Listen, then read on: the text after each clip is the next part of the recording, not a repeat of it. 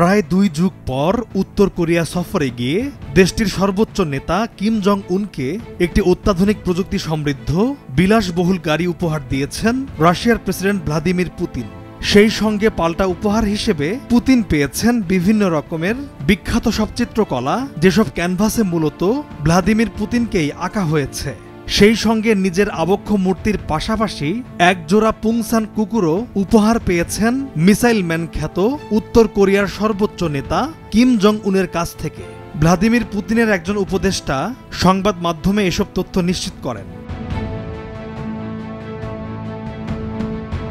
গেল বুধবার উত্তর কোরিয়ার রাজধানীতে রাশিয়ার প্রেসিডেন্ট ভ্লাদিমির পুতিনকে স্বাগত জানান শত শত উৎফুল্ল মানুষ।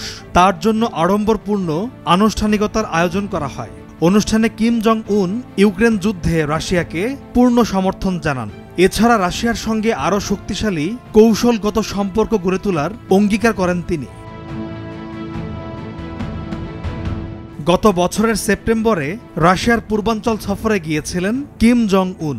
তখন তাকে একটি কালো রঙের অরাজ গাড়ি দেখিয়েছিলেন পুতিন। সেই গাড়িটিতে এমন বিশেষ ধরনের একটি প্রযুক্তির ব্যবহার ছিল যা পিস্তল বা বন্দুকের গুলি ঠেকাতে পারে। কিম ওই গাড়িতে পুতিনের পাশে বসেন এবং মনে করা হয় যে কিম জং উন ওই গাড়িটিতে চড়া বেশ উপভোগ করেছিলেন।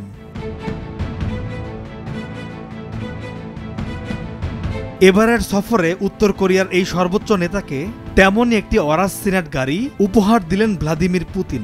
তিনি নিজেও এমন একটি গাড়িতে চড়েন। রাশিয়ার প্রেসিডেন্টের আনুষ্ঠানিক গাড়ি অর্থাৎ প্রেসিডেন্সিয়াল কারও অরাজ সিনেট ব্র্যান্ডের। গত মে মাসে ক্রেমলিনে শপথ অনুষ্ঠানের দিনে ভ্লাদিমির পুতিন ওই গাড়িতে চড়েছিলেন। গেল ১৯ জুন বুধবার সকালে উত্তর কোরিয়া সফরে যান রাশিয়ার প্রেসিডেন্ট ভ্লাদিমির পুতিন। বিমানবন্দরে আগে থেকে অপেক্ষা করছিলেন উত্তর কোরিয়ার সর্বোচ্চ নেতা কিম জং উন। পরে সেখানে পুতিনকে স্বাগত জানান তিনি। ২৪ বছরের মধ্যে উত্তর কোরিয়ায় এটাই পুতিনের প্রথম সফর।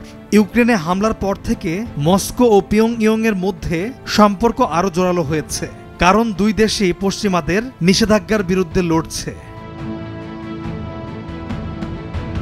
পলাশ খান, নিউজ ডেস্ক, ভোরের কাগজ।